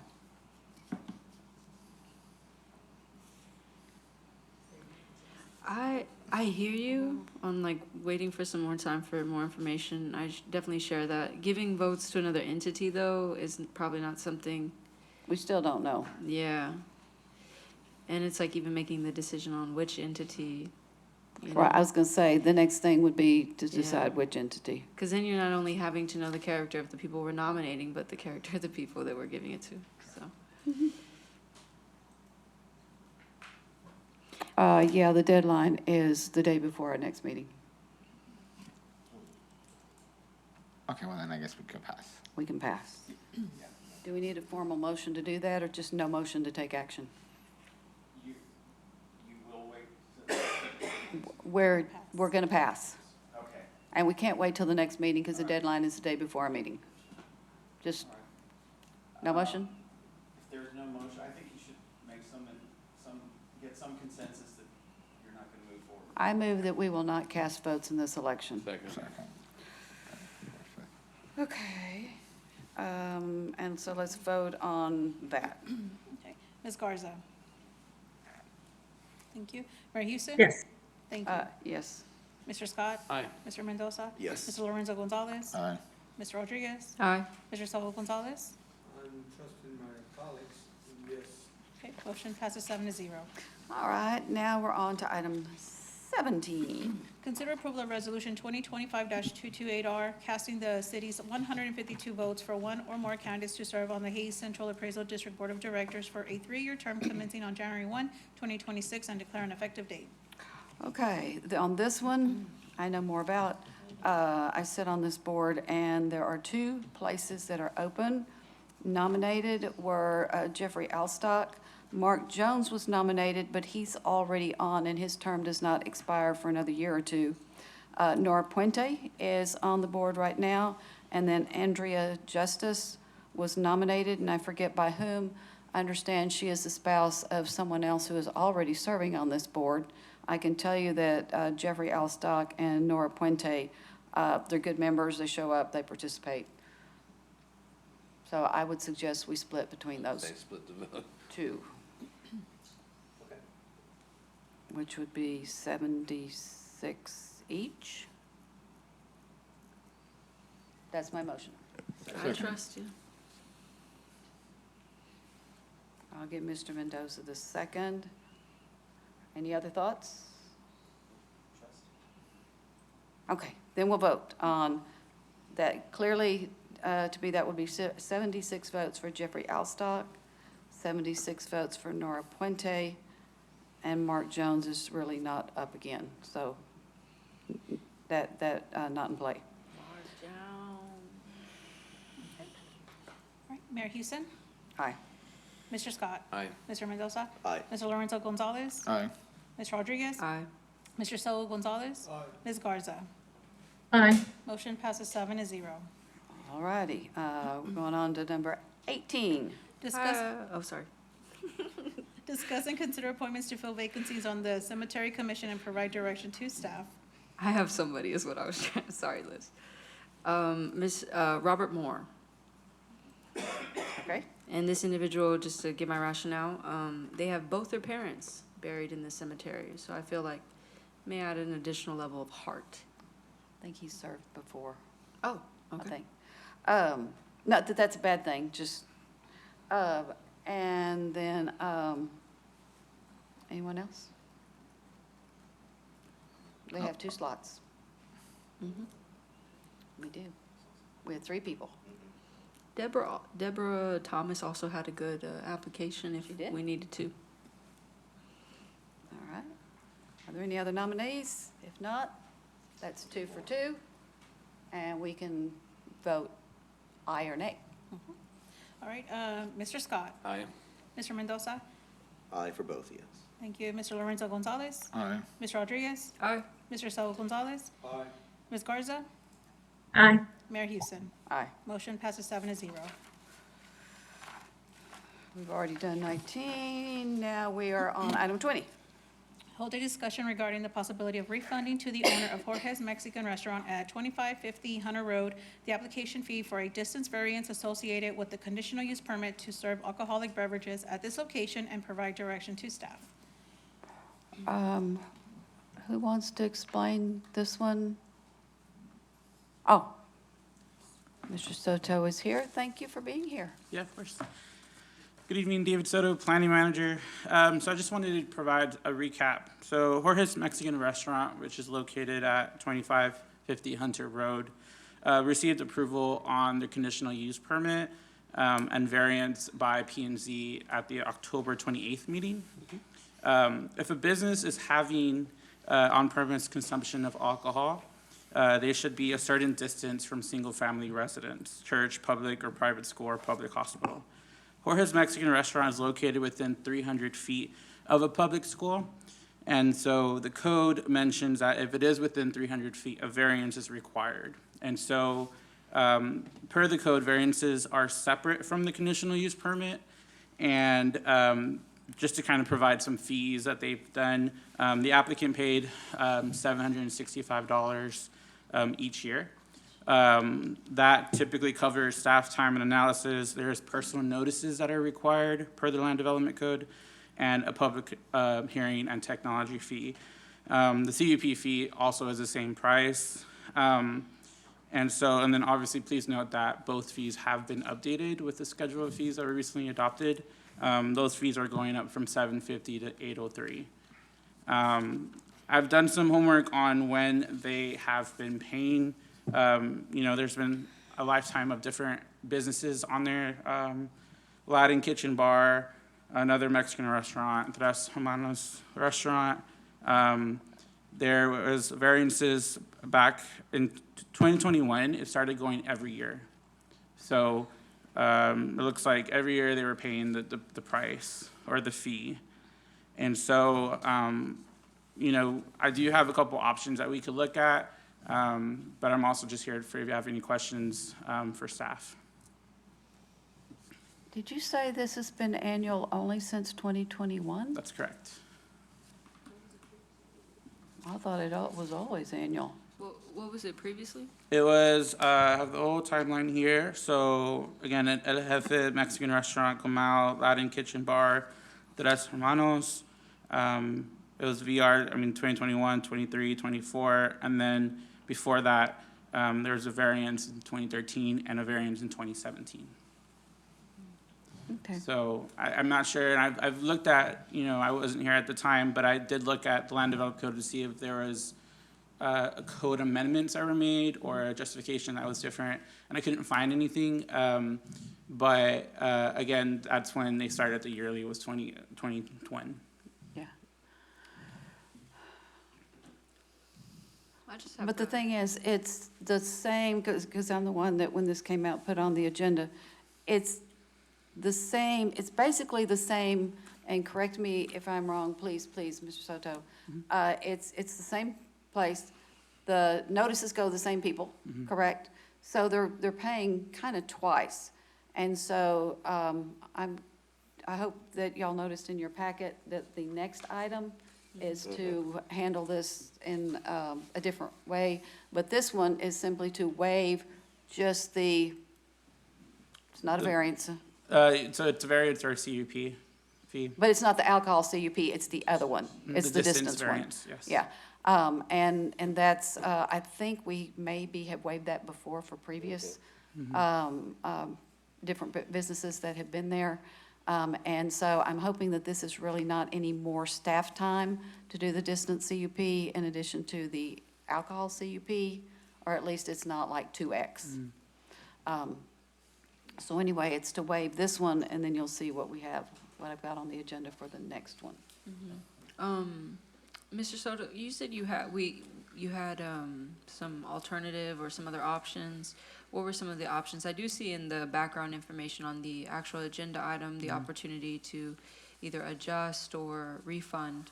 Is that an or we as council have the authority to do? Yeah, so I know we looked at a couple of different options. Obviously, you can choose to refund the fee, either the CUP or the variance. You can look at that, doing that every 2 or 3 years, depending on how you do that. Obviously, we are working on our land development code amendments right now. And so we could look at potentially language that if it's associated with an alcohol, CUP, the fees, or we can put some language in there. I don't have the exact sentence in there. Yeah. Obviously, it will be subject to compliance with state law, so we just need to make sure that we're following that. And then the third option was either amending the fee schedule. I know that just came out and that just got approved, but we probably have a list of potential in the future that we can change that. And we can look at, again, if it's associated with alcohol, it's a third of the cost of the fee. But Yeah, we can but- figure out some options for that. We're getting into the next agenda item, though. So, which is good that we're kind of talking about it now, so we know what to do on this one. But this one in particular is the possibility of refunding. Let me ask a question. Mr. Gary or Mr. Soto, does it have to be refunding, or could we say, okay, it's 765 and refunding 700 of it? Does it have to be all or nothing, or can we refund partial? Oh, you can do partial. Okay. That was something I hadn't thought about Up to the before. council, you can, all or nothing or in between. Yeah, okay. And Mayor, when you ask that question, is it because your understanding is that a certain amount of that applies to something that? That's what, because the fees are to recover staff time costs. Sure, yeah, I get that. And so that's why I was looking at, they can be mailed together, so we don't have twice the cost on that. I'm just trying to figure out how to get that cost back, but in this particular case, when it's the same business, that it doesn't cost twice as much to process the alcohol CUP and the distance CUP, because they're being done at the same time.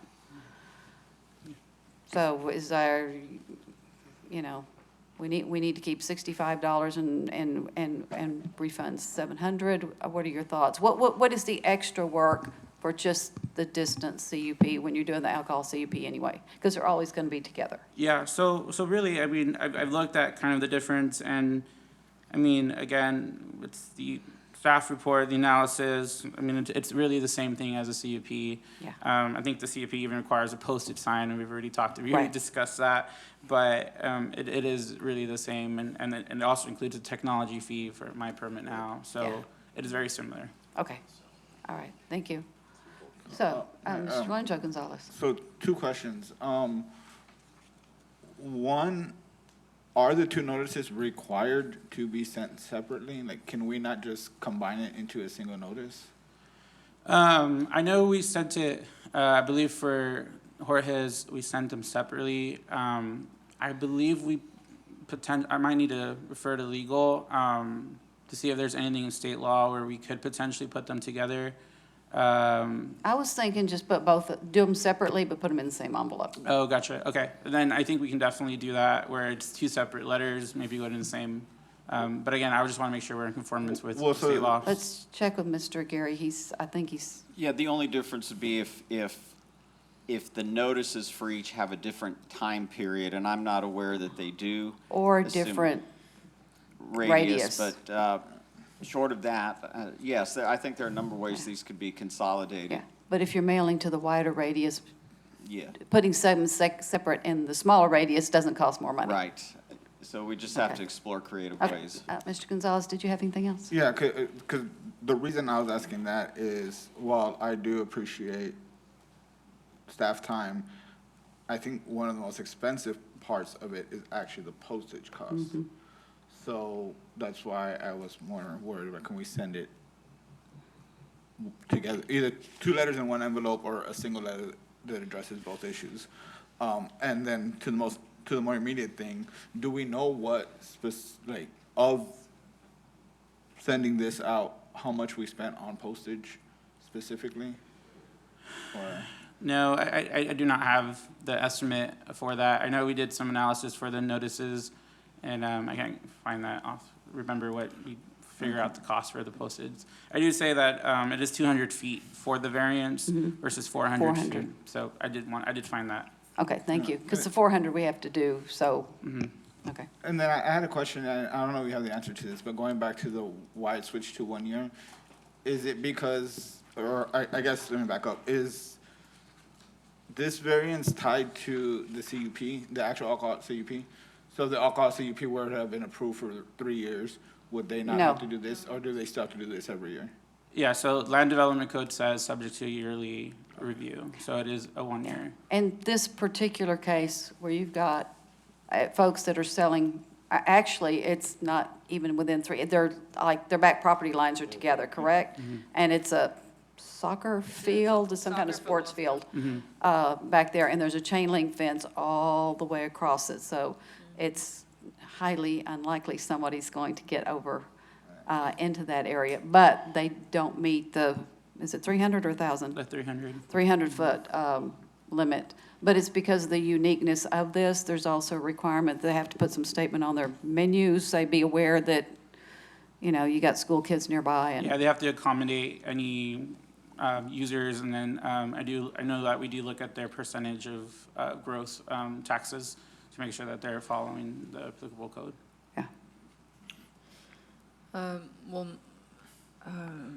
Did you have anything else? One last question, just out of curiosity. Okay. Do you know their red label or blue label? Do they have more than 51% alcohol sales, or are they majority food sales?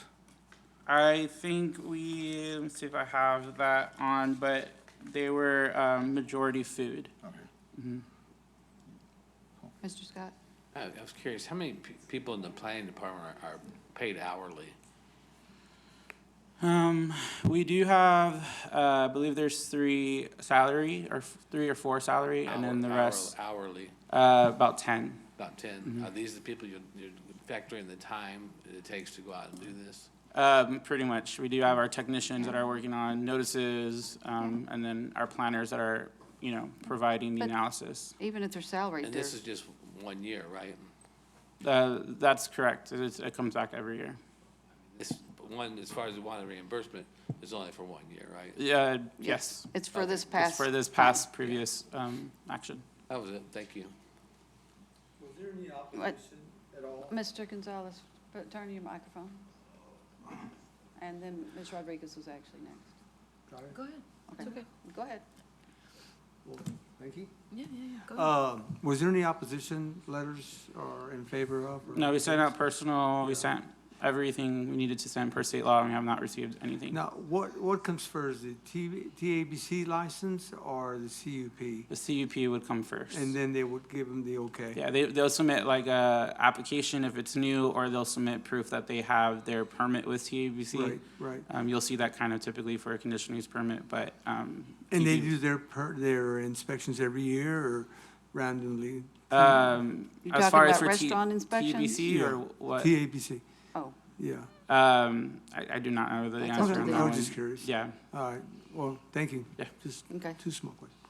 I didn't know which inspection you were talking about. Ms. Rodriguez? I was gonna make a motion to refund the 750. But I didn't, number one, didn't know, I know Sam was reaching for the mic.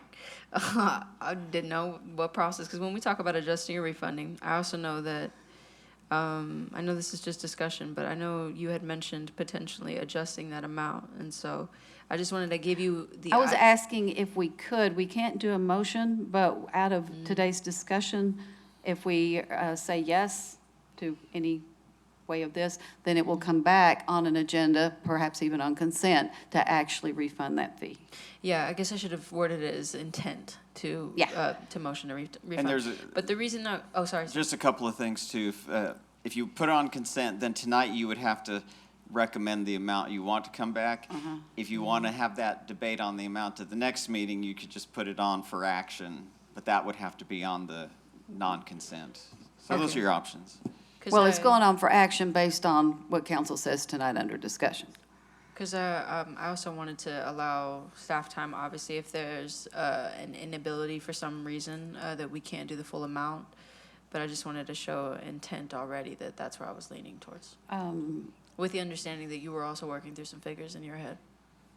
Well, and actually, I was just curious because I don't remember us ever doing a partial refund. Anytime we have refunded a fee, it's been total. Yeah, because, I mean, when we talk about adjusting, it sounds like we're gonna adjust or at least address the frequency. So I feel like, yeah, that's why I chose of the two. Okay. So you're saying yes to refunding this, I'm going to call it the distance fee just for, I didn't Okay. realize there, in some ways, it's like duplicative almost, and. it's the same That's a lot. place, so. Yeah. Mr. Gonzalez, what you think? I'm in favor. I'm In good. favor? Down here? I am in Yes, favor yes, of the full amount. yes. Yes, Okay. ma'am. So this will come back for a full refund on our next agenda. And that closes this one out. And then we will continue to talk about this concept a little more after Ms. Trevino reads item 21. 21. Hold a discussion regarding the possible modification or elimination of the application fee for a distance variance associated with an application for an alcohol-related conditional use permit that requires a variance in order to be approved, and provide direction to staff. And this is another discussion, but this is so that we don't have to do this every year. This is the only CUP that we have that's like this, but in case we had others, it's just to go ahead and say it's the same thing, it's the same place, it's basically the same staff time, and they'll probably be yearly, annual, I'm thinking, because this one is, and that's what the code has. Many CUPs are 3 years, but because of the uniqueness near the school. So, and what I was looking at, and y'all tell me, staff tell me, do we just need this in the fee schedule, or do we need it in the development code? That I don't know. Originally, I was thinking development code, but I'm thinking maybe just the fee schedule. But let me find out if council is in agreement with this concept. Are y'all good with this? I'm in agreement with it in theory. My concern is, I guess, the opposite of the question I just asked. If, say, the alcohol CUP is approved for 3 years, but this is having to be done every year, No, the Then alcohol there's- CUP is every year. so then that's also in. Which- So the alcohol CUP under this circumstance. Yes. At maximum, they could only get it once, or it could only be approved Am I for correct, a Mr. year. Soto? Yes, it's a yearly review, so that is correct. It's every year we're getting that CUP and that variance. So the alcohol and the variance both have a maximum. They have been coming in every year. Okay, well then, never mind. I thought the alcohol was still able to be 3 years, but No. P and Z has opted to only give them a year. No, but because they have to have the distance CUP in order to get the alcohol CUP, that, yeah. That makes sense. Mr. Mendoza? Mr. Soto, this is, I'm lucky enough to be on the CUP committee here, and it's been always blown my mind here with this particular variance compared to the other CUPs that we have. This 300-foot, is this door-to-door or is this property-to-property? Because our CUPs are door-to-door, so I'm a little curious as to why this variance would be. Some are door-to-door and some are as a crow flies. That's correct. And so for Listen the, to what he has to say. so if I may, so the church, public hospital, or residence, that is from front door to front door. Right. And in a direct line across the street intersection. And then if it's a public or private school, then it's from the direct line of a property line across. So one is door That's to. the exception because it's a school, but everything else is door-to-door. Now, that's TABC's rules, not San Marcos rules. Huh, Yeah, so weird.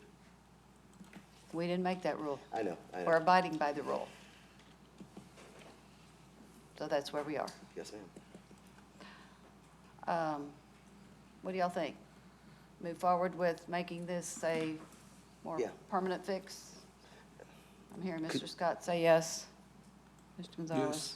Mayor, could we have the CUP committee review this after we discuss this, just to work out the details? We could refer it to them for the long-term range. I wouldn't be opposed to that. Okay.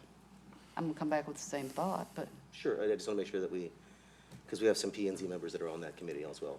And well, they were recommending at the meeting, saying, can we that's what I was. refund this, it makes more sense to refund the distance fee. Right. And so that's what they were asking for. I just know whenever And we, we've always done it, as whenever we far had as the I CUP remember. meeting a couple of months ago, when we had TABC that were coming in here, this was one of those things that came up in discussion. And TABC was a little bit wishy-washy on how they enforce and what they do. So I was a little curious that's why I was hoping they can go at least talk I about think the we CUP should committee. abide by the law regardless of how they choose to enforce or Okay. not. Okay. Okay, so, what do y'all want to do? You want to refer this to the Alcohol CUP Committee? I mean, it sounded like there was already action as a body. Yeah, there's a variance. I mean, there was already There's a discussion. to do it already. P and Z recommended, they wanted recommended to us Yeah. to Well, I'm saying on the refund. very brief sample that you just did on that end of things, it sounds like there was Here's the already deal. energy. There's only one, and we've got 11 months, or 10 months. As long as it doesn't turn into the daggum committing it to death, I'm fine with it. But if that's what I'm not, I would hope it doesn't. because I mean, I it would sounded imagine like it there would. was already consensus to do that today, There- at I'm least. ready to there was. fix it now, but Yeah. Now, generally if you were speaking, asking we- about, I guess my understanding of what you brought up was asking about just further information on That's maybe. kind of what I want to do, just to And make that sure that seems we're like a going the right separate step. issue than what it is that we're talking about today, and I would probably want that as a committee member as well. But I was comfortable with making that decision, at least, obviously, I know it's a discussion item currently, but, making the decision to do it already. And Mayor, I'm okay with that also. Yeah, it just seems wanted to bring it up to see entirely what we cost discussed. prohibitive. But I do think that it's something that we should talk about, We and absolutely at least should. let them know that we're doing this. Yes, ma'am, but as far as the decision, that's no So problem. we'll go ahead and move forward Sure. with altering, would it be this fee schedule? And so is it just the option 3, which is the fee schedule, or was it also the land development code?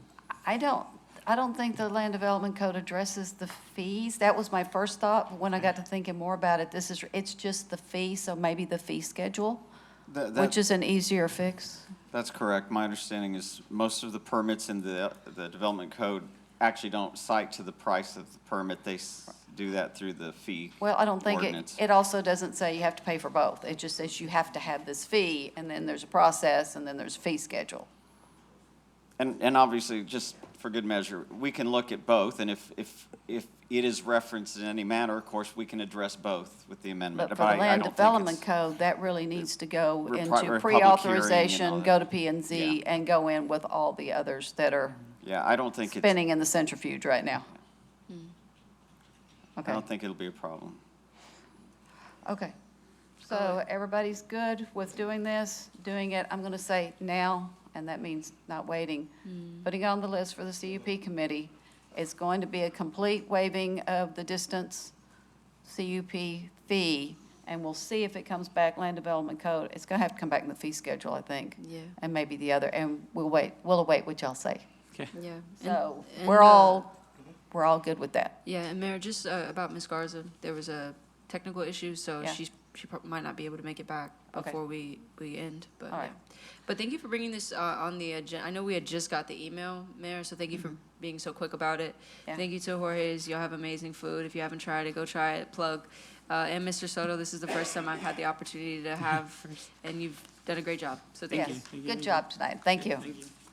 Okay, so I think that's all we need on that one, and are we on to item 22? Yes. The city council will convene an executive session pursuant to the following sections of the Texas Government Code. A, section 551.087, economic development, to deliberate regarding possible incentives for 1, Project Shirley Temple, and 2, Promet Primrose. B, section 551.072, real property, to deliberate regarding the possible sale, lease, or exchange of the real property at 201 South LBJ Drive. And we concluded, but these are always posted on our 4 o'clock agenda. We concluded our discussion, so we will not need to go into executive session at this time. 23, the city council will convene an executive session pursuant to the following sections. Sorry, Mayor, let me read it again. That one isn't correct. Consider action by motion or provide directions to staff related to the city council's executive session deliberation under the following sections of the Texas Government Code during the city council's work session or regular meeting. A, section 551.087, economic development, to deliberate regarding possible incentives for 1, Project Shirley Temple, and 2, Project Primrose. B, section 551.072, real property, to deliberate regarding the possible sale, lease, or exchange of real property at 201 South LBJ Drive. Okay, and for A1, Project Shirley Temple, discussion was held. For A2, Project Primrose, discussion was held. For item B, I'm going to ask the question, is there a motion to solicit bids for the city to sell this property?